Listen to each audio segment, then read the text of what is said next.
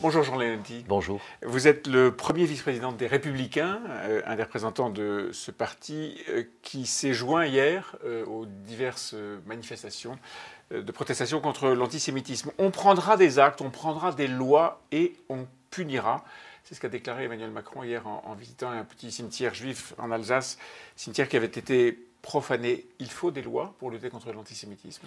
Je crois qu'il faut des actes, pas forcément des lois. Nous avons des lois. Nous avons des lois qui disent, par exemple, qu'une manifestation qui ne se disperse pas, c'est une émeute. Nous avons des lois et qui c'est puni. Nous avons des lois qui disent que l'appel au meurtre, l'appel au racisme, l'appel à l'antisémitisme sont sanctionnés, et sanctionnés lourdement. Ce qu'il y a, c'est le contraste qu'il y a entre une parole qui est forte et répétitive, et des actes qui n'apparaissent pas comme des actes forts. Vous dire que la police, la justice ne font pas leur travail, ou est-ce que on manque de détermination? Non, je pense que probablement par insouciance ou par lâcheté, nous avons laissé s'installer dans notre pays une situation dans laquelle on conteste les valeurs fondamentales de la France et les valeurs fondamentales de la République par un islamisme radical. Et nous avons, par exemple, plus de 150 mosquées salafistes. Nous avons un imam à Toulouse qui prône la guerre à mort avec les Juifs. Qui prône publiquement? Qui le prône publiquement, qui le met sur YouTube. C'est connu. Et il n'y a pas de réaction. Et il n'y a pas de réaction. Donc Qu'est-ce que vous dites? Vous dites que la justice ne s'intéresse pas à ça? Qu'elle est faible? Qu'on manque de détermination politique? Non, je pense qu'il y a une détermination politique. Et la faiblesse de la politique, c'est de dire toujours on va faire une loi. Et non, on a cet arsenal juridique, mettons-le en place. Et je pense qu'il y a aujourd'hui un consensus assez fort en France pour dire ça suffit. Donc ça suffit que cette France ne ressemble pas à la France que nous aimons. Eh bien, quand quelqu'un s'en écarte et qui prône la haine raciale, eh bien, il doit être sanctionné. Vous défendez, vous le dites vous-même, une ligne dure sur l'immigration dans la campagne européenne. Il y a un lien entre ces deux phénomènes, le problème de l'immigration et la recrudescence de l'antisémitisme? Il y a une relation, elle n'est pas directe, elle est indirecte. Je prône simplement le fait qu'on en parle. C'est quand même terrible qu'il y ait des sujets qui soient devenus tabous dans la droite républicaine. Et Pourquoi est-ce que vous n'osez pas en parler? Parce que chaque fois qu'on en parle, on a l'impression qu'on verse dans l'extrême droite. Alors qu'en réalité, il suffit de regarder les problèmes avec objectivité et les traiter à la fois de manière avec autorité et avec humanité. Je trouve par exemple, moi, que l'intégration en France, elle se fait mal. Elle s'est faite de manière naturelle pendant toute une période de notre histoire. Et nous avons l'impression que ça doit fonctionner encore comme ça. Aujourd'hui, ça n'est plus le cas. Aujourd'hui, par exemple, pour revenir à l'antisémitisme, vous avez des classes dans lesquelles on ne peut pas parler de la Shoah. Vous avez des enfants juifs qui ne peuvent pas fréquenter une école.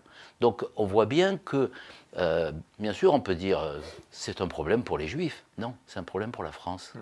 Et ce problème-là, si on ne le prend pas de l'éducation jusqu'à la sanction, eh bien, on aura un problème majeur dans les années à venir. Concrètement, dans la campagne électorale qui s'annonce, là, la campagne des européennes, ça veut dire quoi, avoir une ligne dure sur l'immigration? Avoir une ligne dure sur l'immigration, c'est dire qu'on a des frontières.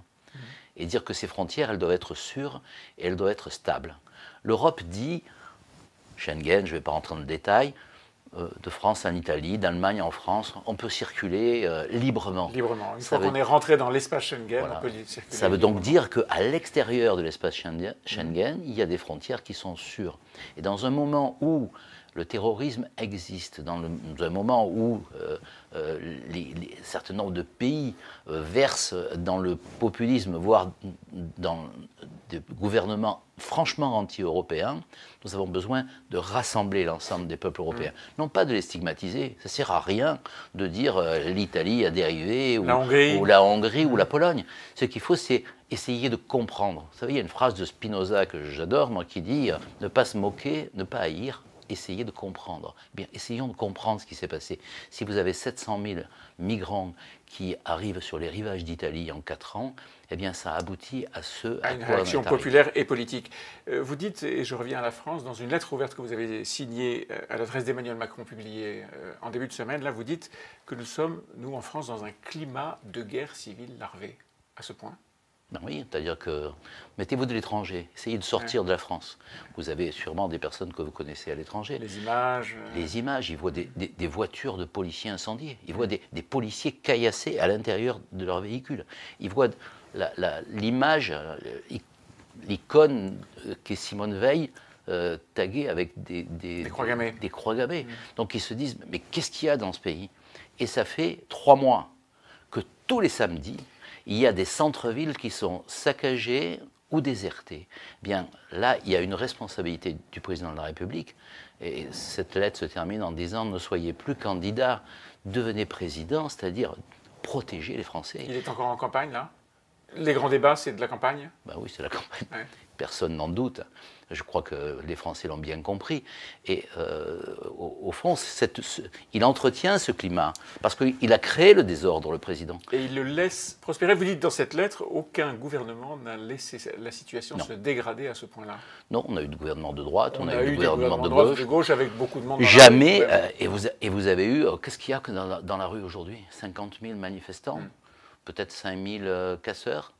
Et la France, telle qu'elle est, avec son système judiciaire, policier, ses gendarmes, sa police, des professionnels, on n'arrive pas à arrêter ce phénomène et à restaurer l'ordre public. Aujourd'hui, celui qui a entraîné le désordre, je suis désolé de le dire, mais c'est le président de la République avec ses réformes et en particulier sa surtaxation et la fiscalité. Celui qui est incapable aujourd'hui de résoudre ce problème, c'est le président de la République. Il ne faut plus qu'il parle, il faut qu'il agisse. Il faut qu'il agisse, il faut au fond arrêter le grand débat. Vous êtes un de ceux qui commençaient à contester le grand débat. Vous dites il n'est pas besoin d'instaurer un grand débat pour identifier les causes de la révolte et donc y remédier. Cette cause, c'est la fiscalité, donc pas de grand débat. Bon, c'est-à-dire si le président de la République avait dit du jour au lendemain, ok, j'ai compris, les retraités, je l'indexe sur l'inflation, c'est bien la moindre des choses. Il a fait un geste sur les retraités. Le deuxième point, oui, mais enfin... pas suffisant. Voilà. Il fallait renoncer. Il y a des moments où, en politique, quand vous faites une réforme et qu'elle est contestée par l'ensemble de la population, eh bien, peut-être que c'est vous qui avez tort. Et donc grand débat ou pas grand débat? Dans votre ville à Antibes, est-ce que vous facilitez toujours le grand débat ou est-ce que s'ils veulent en faire un, je ne vais pas l'organiser. Ouais. Je veux dire, un maire, il est en perpétuel grand débat. Quand il met une école à un endroit, il va voir dans le quartier, il rencontre les gens, il leur parle. Et quand il prend une décision, il la tient. Vous savez, il y a eu un marqueur au début de ce mandat qui était Notre-Dame-des-Landes. À cette époque-là, moi j'ai dit que c'est un marqueur qui va être un boulet pour le président de la République. Le renoncement à la construction de cet aéroport. Vous avez un aéroport, vous avez une validation juridique, vous avez une validation populaire. Et parce qu'il y a des gens qui, au nom du peuple, disent non, on recule. Eh bien, quand un gouvernement commence à reculer dans ce système-là, eh bien, il aura tendance à reculer. Et aujourd'hui, on a l'impression d'un débat qui masque justement les réalités. Les réalités, c'est le pouvoir d'achat, c'est les retraites et c'est bien entendu la fiscalité en France. Après, on peut discuter de tout. C'est un pays qui est démocratique, qui adore débattre. Et qui adore aussi les référendums, il en faut un? Ben, écoutez, le référendum, d'abord, il faut se poser la question sur quoi? Ouais. Le référendum en France, il a quand même un certain nombre de règles. Aujourd'hui, nous savons que le président, fort heureusement, a renoncé à polluer la campagne européenne avec le référendum. Pas de référendum le jour de l'élection européenne. Ouais. Mais après, un référendum, sur quoi? Pour dire quoi? Le référendum, c'est oui ou non. Et aujourd'hui, moi, je pense qu'on est dans une crise de société, et même dans une crise de civilisation. Et il faut revenir sur... C'est quoi la société que nous voulons demain? Alors là, oui, un grand débat. Mais le grand débat, généralement, il se passe avant une élection. Et moi, je ne suis pas de ceux qui disent Macron démission. Le président de la République, il a été élu démocratiquement. Il a la responsabilité de l'ordre public. Il a la responsabilité de protéger les Français. Et donc, il faut qu'il le fasse. Merci Jean Leonetti. C'est moi qui vous remercie.